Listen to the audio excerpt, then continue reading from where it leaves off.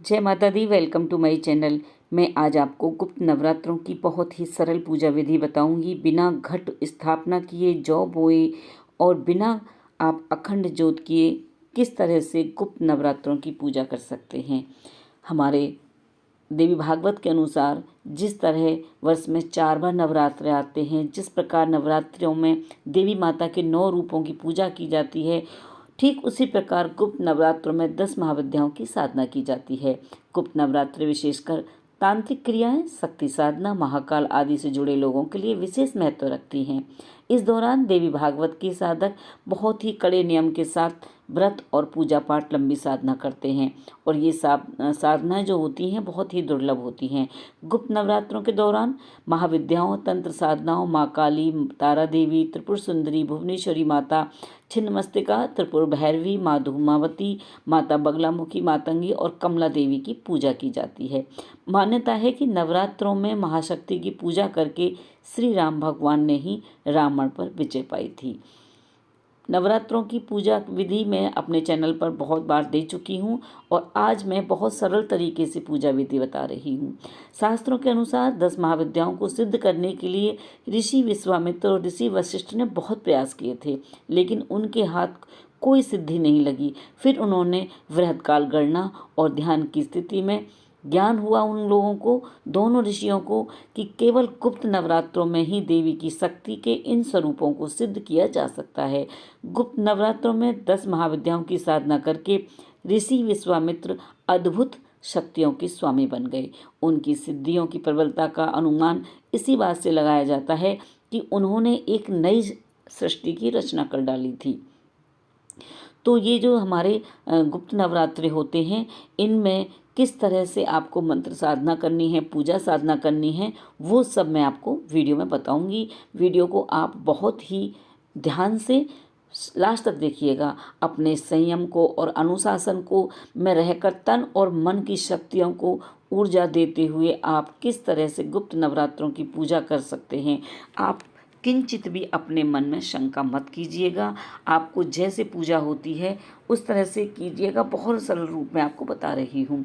जैसे ना माता रानी की जो पूजा है वो माघ मास में और आषाढ़ मास में गुप्त रूप से की जाती है और यह अमावस्या के नेक्स्ट डे यानी परिवार से शुरू हो जाती है। तो जो विधान अनुष्ठान जो भी पूजा में इसमें किया जाता है गुप्त नवरात्रों में, वो पूरी तरह से गुप्त रखा जाता है।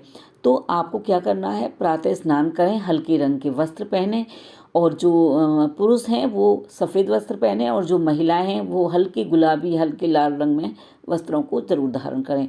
बिल्कुल स्वच्छ वस्त्र धारण करने चाहिए।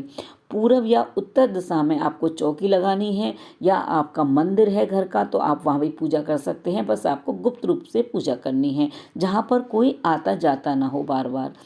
और आपको चौकी पर लाल या पीला कपड़ा बिछाना है। व्रत करने का संकल्प लें। अगर आप व्रत कर सकते हैं तो माता रानी को नमन करते हुए संकल्प लें। अगर आप व्रत नहीं करना चाहते, सिर्फ पूजा अनुष्ठान करना चाहते हैं, तो आप सात्विक भोजन करें और दोनों समय प्रातःकाल और संध्या काल में ये पूजा करें। वैसे रात्रि काल में इस पूजा का विशेष महत्व बताया गया है। चौकी पर आप एक तस्वीर रखें। आपके पास माता की मूर्ति है तो उनकी भी स्थापना कर सकते हैं। आप घट स्थापना करें, नारियल रखें और नारियल पर एक आप लाल कपड़ा लपेट लें। आप कोई भी जो भी आपकी अरदास है, कुछ पैसे आप जो भी वो होते हैं, लौंग के जोड़े, ये सब मैं अपनी वीडियो दे चुकी हूँ किस तरह से हम घट स्थापना करते हैं। तो आपको चौकी के दाईं तरफ ये स्थापना करनी है। आपको अखंड जोत जलानी है और उसके बाद आप किसी भी कारण से अगर जो नहीं बो पा रहे, घट स्थापना नहीं कर पा रहे हैं, अखंड जोत नहीं लगा पा रहे हैं, तो मन में बिल्कुल भी शंका ना करें। आप सिर्फ साधारण रूप से सुबह शाम जोत जलाकर माँ की पूजा करें। कुशा का आसन बिछाएं या आप ऊनी लाल आसन बिछाएं। अगर 10 महाविद्याओं की आप साधना कर रहे हैं तो 10 महाविद्याओं की साधना में उसी के अनुरूप वस्त्र पहने। वो मैं आपको नेक्स्ट वीडियो में बताऊंगी कि आपको कौन से वस्त्र पहनने हैं। वीडियो को मैं दे दूंगी पूरी जानकारी वस्त्रों की कि कैसे वस्त्र पहनने और कौन सा भोग लगाना है। तो आप वो जोत जलाएं, तिल के तेल की जलाएं, आप घी की भी जला सकते हैं। सर्वप्रथम गणेश भगवान का ध्यान करेंगे।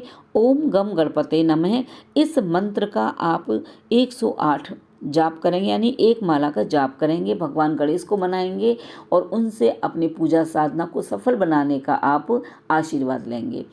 अगर आपने गुरु बना रखे हैं तो आप गुरु की पूजा करेंगे, पितृदेवताओं की, कुल देवताओं की, इष्ट देवताओं की पूजा साधना करेंगे, आशीर्वाद लेंगे।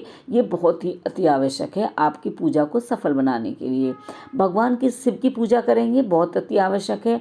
अगर महाशक्ति को मनाना है तो आपको माँ की आराधना कर रहे हैं आप, तो भगवान शिव की पूजा करना अति आवश्यक है, नहीं तो ये पूजा आपकी अधूरी मानी जाएगी।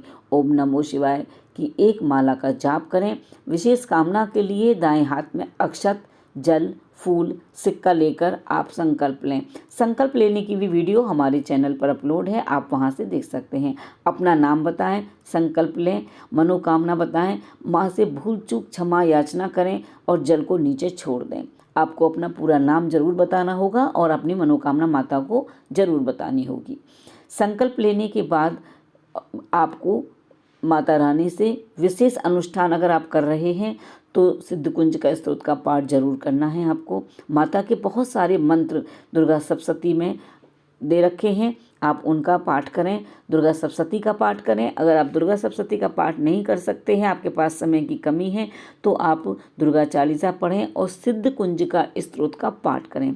माँ की प्रसन्नता के लिए दुर्गा सप्तशती का पाठ करना अति आवश्यक होता है। गुप्त नवरात्रों में सिद्ध कुंज का स्तोत्र को अवश्य सिद्ध करें।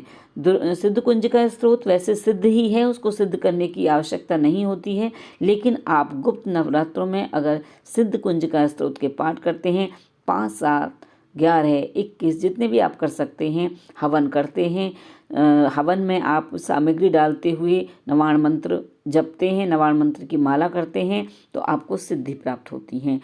महाविद्याओं में के विभिन्न जो मंत्र हैं वो मैं डिस्क्रिप्शन बॉक्स में डाल दूंगी, तो आप डिस्क्रिप्शन बॉक्स से वो सभी मंत्र नोट कर सकते हैं।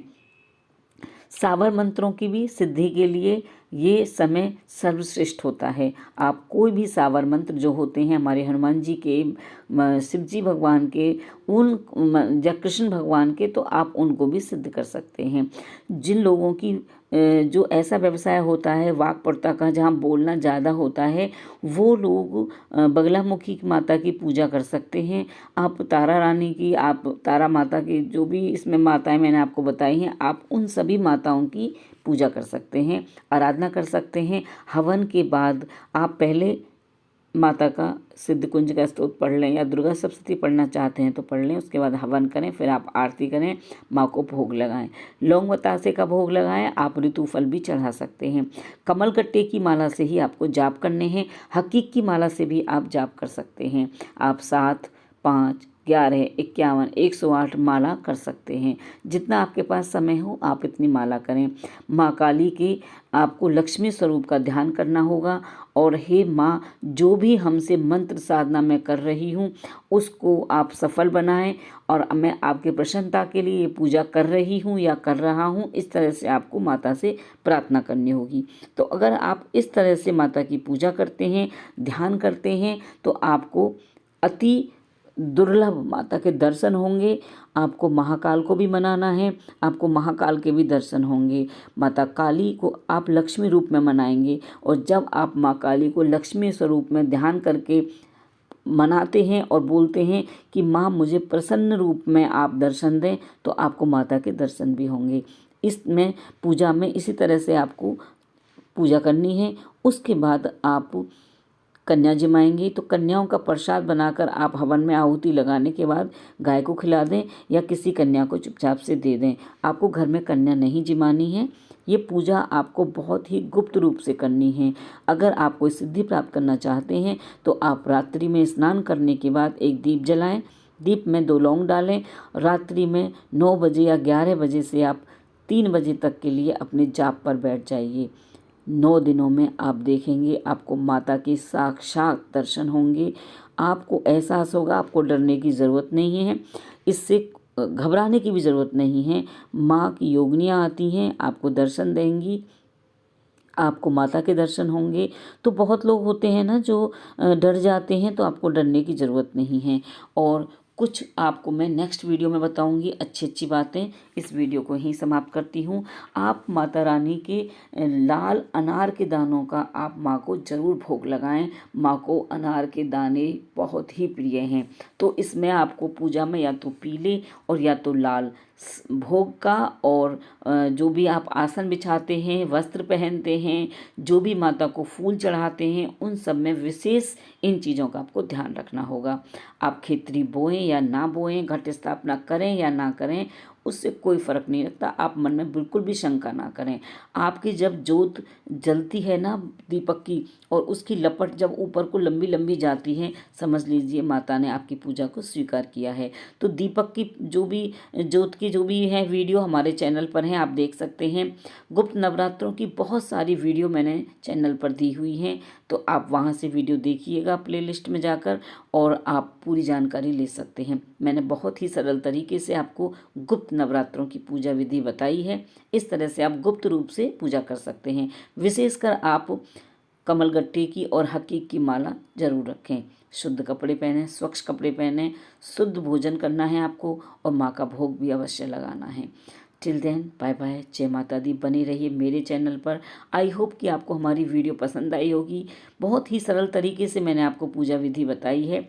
ऐसे ही मैं आपको गुप्त नवरात्रि की पूजा विधि बहुत ही सरल तरीके से लाती रहूँगी। आपके मन में कोई भी सवाल है तो आप कमेंट बॉक्स में लिख सकते हैं, मैं आपके सभी सवालों के जवाब दूँगी। बने रहिए मेरे चैनल पर। हमारे चैनल पर विजिट कीजिए, आपको बहुत अच्छे अच्छे वीडियो मिलेंगे। टिल देन बाय बाय, जय माता दी। गुप्त नवरात्रों की मेरे सभी साधकों को ढेर सारी मंगल कामनाएं।